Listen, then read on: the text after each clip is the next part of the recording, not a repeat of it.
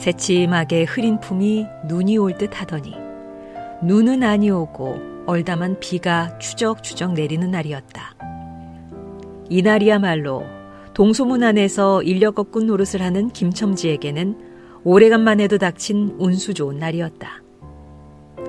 문 안에 들어간답시는 앞집 마마님을 전찻길까지 모셔다 드린 것을 비롯하여 행여나 손님이 있을까 하고 정류장에서 어정어정하며 내리는 사람 하나하나에게 거의 비는 듯한 눈길을 보내고 있다가 마침내 교원인 듯한 양복쟁이를 동광학교까지 태워다 주기로 되었다. 첫째 번에 30전, 둘째 번에 50전. 아침 대바람에 그리 흉치 않은 일이었다. 그야말로 재수가 옴붙어서 근 열흘 동안 돈 구경도 못한 김첨지는 10전짜리 백동화 서푼 또는 5푼이 찰깍하고 손바닥에 떨어질지 거의 눈물을 흘린 만큼 기뻤었다. 더구나 이날 이때에 이 80전이라는 돈이 그에게 얼마나 유용한지 몰랐다. 컬컬한 목에 모주 한 잔도 적실 수 있거니와 그보다도 앓는 아내에게 설렁탕 한 그릇도 사다 줄 수 있습니다. 그의 아내가 기침으로 쿨룩거리기는 벌써 달포가 넘었다. 조밥도 굶기를 먹다시피 하는 형편이니 물론 약한 첩 써본 일이 없다. 구태여 쓰려면 못 쓸 바도 아니로돼 그는 병이란 놈에게 약을 주어 보내면 재미를 붙여서 자꾸 온다는 자기의 신조에 어디까지 충실하였다. 따라서 의사에게 보인 적이 없으니 무슨 병인지는 알 수 없으되 반드시 누워가지고 일어나기는 새로 모로도 못 눕는 걸 보면 중증은 중증인 듯. 병이 이다지 심해지기는 열흘 전에 조밥을 먹고 체한 때문이다. 그때도 김첨지가 오래간만에 돈을 얻어서 좁쌀 한 되와 10전짜리 나무 한 단을 사다 주었더니 김첨지 말에 의지하면 그 오라질년이 천방지축으로 냄비에 대고 끓였다. 마음은 급하고 불길은 달지 않아 채 익지도 않은 것을 그 오라질년이 숟가락은 그만두고 손으로 움켜서 두 뺨에 주먹덩이 같은 혹이 붉어지도록 누가 빼앗을 듯이 처박질하더니만 그날 저녁부터 가슴이 땡긴다, 배가 캥긴다고 눈을 홉뜨고 지랄병을 하였다.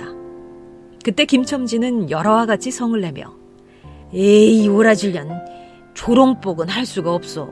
못 먹어 병, 먹어서 병, 어쩌란 말이야. 아, 왜 눈을 바로 뜨지 못해? 하고 알른이의 뺨을 한번 후려 갈겼다. 혹뜬 눈은 조금 바로워졌건만 이슬이 맺히었다. 김첨지의 눈시울도 뜨끈뜨끈하였다. 이 환자가 그러고도 먹는 데는 물리지 않았다. 사흘 전부터 설렁탕 국물이 마시고 싶다고 남편을 졸랐다. 이런 오라질년, 조밥도 못 먹는 년이 설렁탕은 또 처먹고 지랄병을 하게? 라고 야단을 쳐보았건만 못 사주는 마음이 시원치는 않았다. 이제 설렁탕을 사줄 수도 있다. 앓는 어미 곁에서 배고파 보채는 개똥이에게 죽을 사줄 수도 있다. 80전을 손에 쥔 김첨지의 마음은 푼푼하였다. 그러나 그의 행운은 그걸로 그치지 않았다. 땀과 빗물이 섞여 흐르는 목덜미를 기름 주머니가 다 된 외목수건으로 닦으며 그 학교 문을 돌아 나올 때였다. 뒤에서 인력거! 하고 부르는 소리가 난다. 자기를 불러 멈춘 사람이 그 학교 학생인 줄 김첨지는 한 번 보고 짐작할 수 있었다. 그 학생은 다짜고짜로 남대문 정거장까지 얼마요? 라고 물었다. 아마도 그 학교 기숙사에 있는 이로 동기방학을 이용하여 귀향하려 함이리라.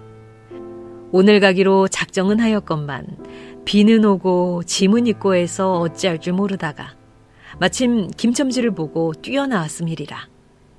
그렇지 않으면 왜 구두를 채 신지 못해서 질질 끌고 비록 고구라 양복일망정 노바기로 비를 맞으며 김첨지를 뒤쫓아 나왔으랴. 남대문 정거장까지 말씀입니까? 하고 김첨지는 잠깐 주저하였다. 그는 이 우중에 우장도 없이 그 먼 곳을 철벅거리고 가기가 싫었음일까? 처음 것, 둘째 것으로 고만 만족하였음일까? 아니다. 결코 아니다. 이상하게도 꼬리를 맞물고 덤비는 이 행운 앞에 조금 겁이 났습니다. 그리고 집을 나올 때 아내의 부탁이 마음에 캥기었다. 앞집 마마님한테서 부르러 왔을 때 병이는 그 뼈만 남은 얼굴에 유일의 생물 같은 유달리 크고 움푹한 눈에 애걸하는 빛을 띠며 오늘은 나가지 말아요. 제발 덕분에 집에 붙어 있어요. 내가 이렇게 아픈데. 라고 모기 소리같이 중얼거리고 숨을 걸그렁걸그렁 하였다. 그때에 김첨지는 대수롭지 않은 듯이 아따 젠장 맞을련 별 빌어먹을 소리를 다 하네. 맞붙들고 앉았으면 누가 먹여 살릴 줄 알아? 하고 훌쩍 뛰어나오려니까 환자는 붙잡을 듯이 팔을 내저으며 나가지 말라도 그래. 그러면 일찍이 들어와요. 하고 목매인 소리가 뒤를 따랐다.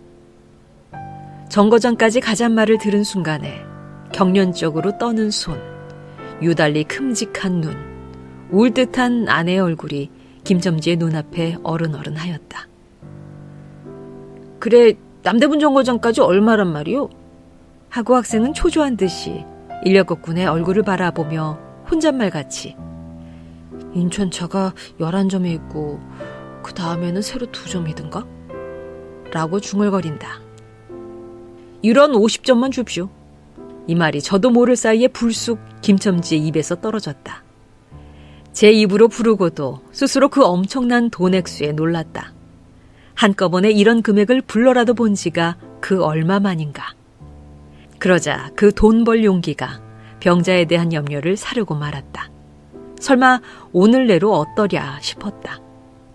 무슨 일이 있더라도 제일 제2의 행운을 곱친 것보다도 오히려 갑절이 많은 이 행운을 놓칠 수 없다 하였다.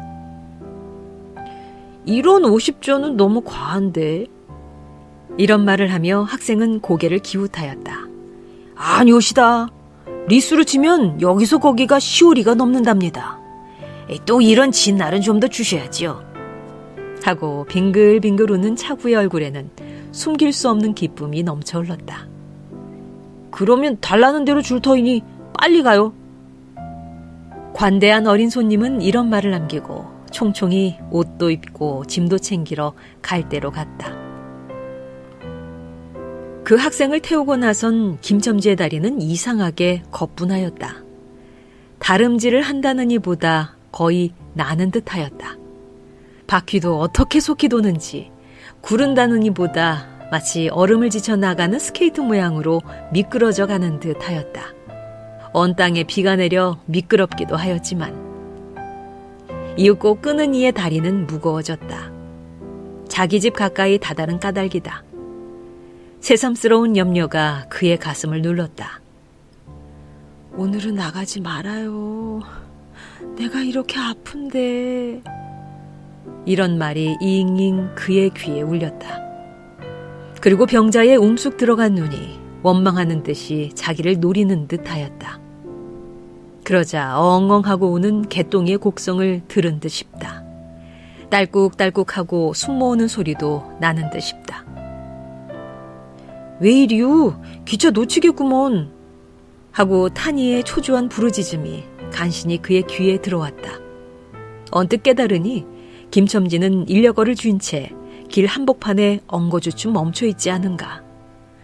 예. 하고 김첨지는 또다시 다름질하였다. 집이 차차 멀어갈수록 김첨지의 걸음에는 다시금 신이 나기 시작하였다.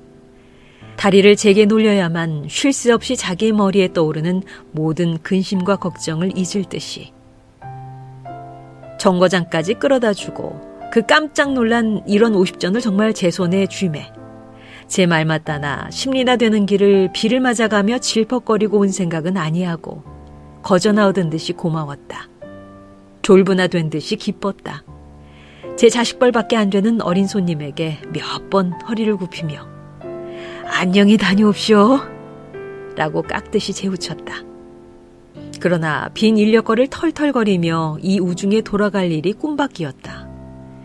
노동으로 하여 흐른 땀이 식어지자 굶주린 창자에서 물 흐르는 옷에서 어슬어슬 한기가 솟아나기 비롯하며 이런 50전이란 돈이 얼마나 괜찮고 괴로운 것인 줄 절절히 느끼었다.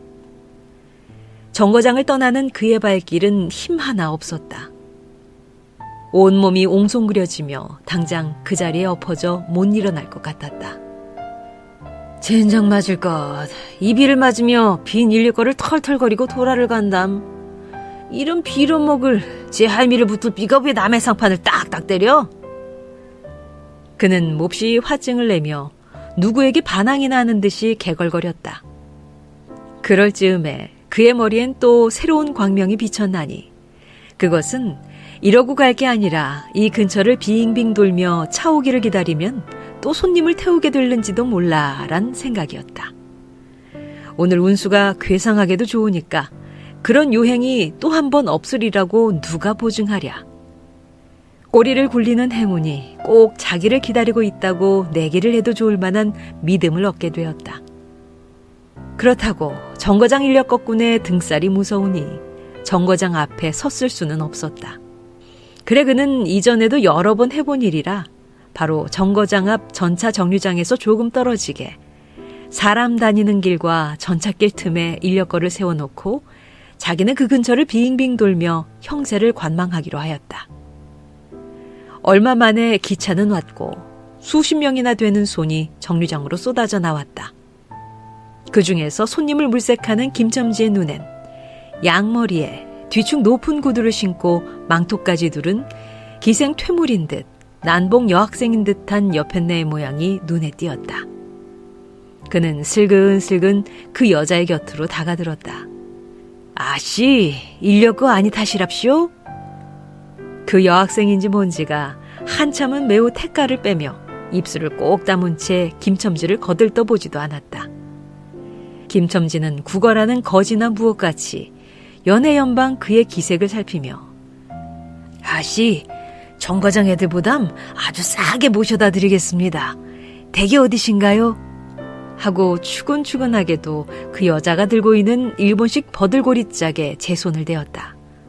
왜 이래? 남기지 않게! 소리를 병력같이 지르고는 돌아선다.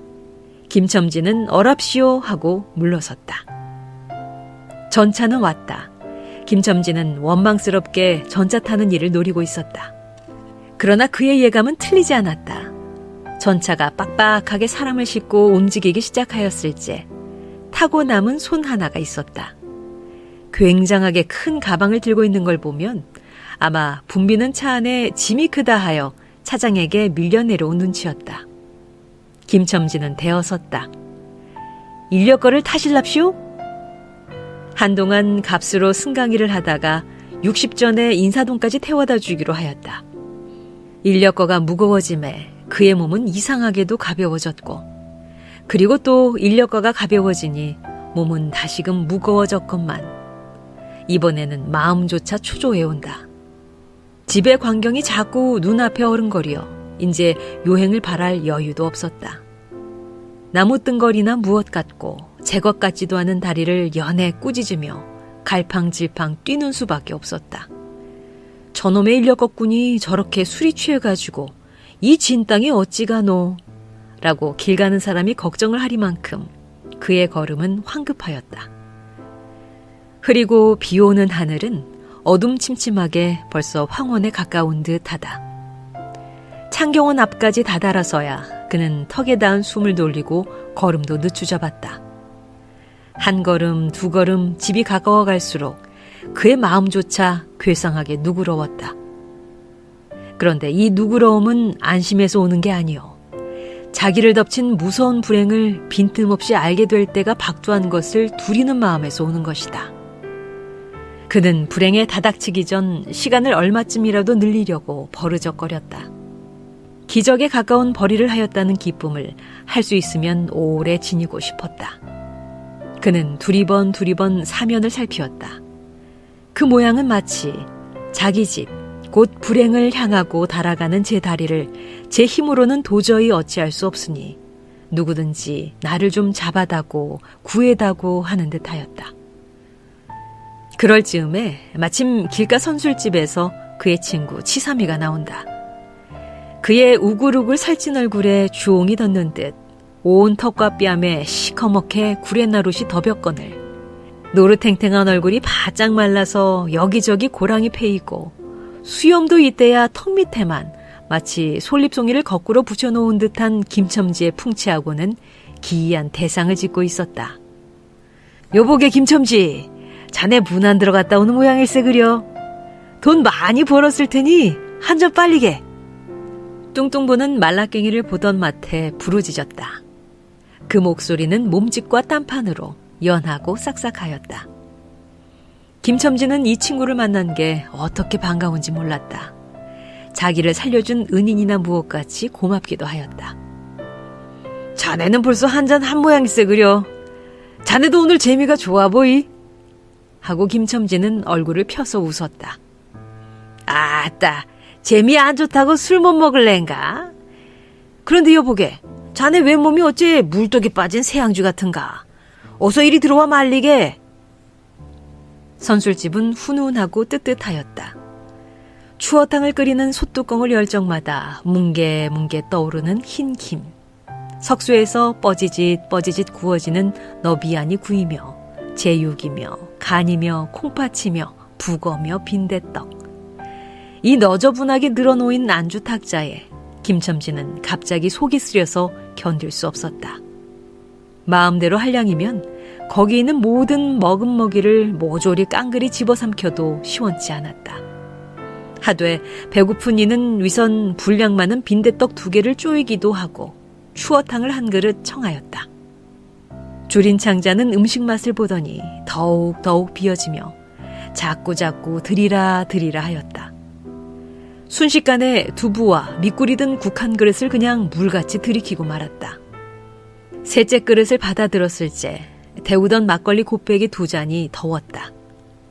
치삼이와 같이 마시자 원원이 비었던 속이라 찌르르하고 창자에 퍼지며 얼굴이 화끈하였다. 눌러 곱빼기 한 잔을 또 마셨다. 김첨지의 눈은 벌써 개게 풀리기 시작하였다. 석쇠에 얹힌 떡 2개를 숭덩숭덩 썰어서 볼을 불룩거리며 또 곱빼기 2잔을 부어라 하였다. 치삼은 의아한 듯이 김첨지를 보며 여보게 또 붓다니 벌써 우리가 넉 잔씩 먹었네. 돈이 40전일세 라고 주의시켰다. 아따 이놈아, 40전이 그리 끔찍하냐? 오늘 내가 돈을 막 벌었어. 참 오늘 운수가 좋았느니. 그래? 얼마를 벌었단 말인가? 30원을 벌었어. 30원을. 이런 젠장 맞을 수를 왜 안 부어? 괜찮다 막 먹어도 상관이 없어. 오늘 돈 산더미같이 벌었는데. 아, 이 사람 취했군. 그만두세. 이놈아, 그걸 먹고 취할 내냐? 어서 더 먹어. 하고는 치삼의 귀를 잡아치며 취한 이는 부르짖었다. 그리고 술을 붓는 15살 됨직한 중대가리에게로 달려들며 이놈, 오라질 놈, 왜 술을 붓지 않어? 라고 야단쳤다. 중대가리는 히히 웃고 치삼을 보며 문의하는 듯이 눈짓을 하였다. 주정꾼이 이 눈치를 알아보고 화를 버럭 내며 애미를 붙을 이 오라질 놈들 같으니 이놈, 내가 돈이 없을 줄 알고? 하자마자 허리춤을 흠칫 하더니 1원짜리 한 장을 꺼내어 중대가리 앞에 펄쩍 집어던졌다. 그 사품에 몇 푼 은전이 잘그랑하며 떨어진다.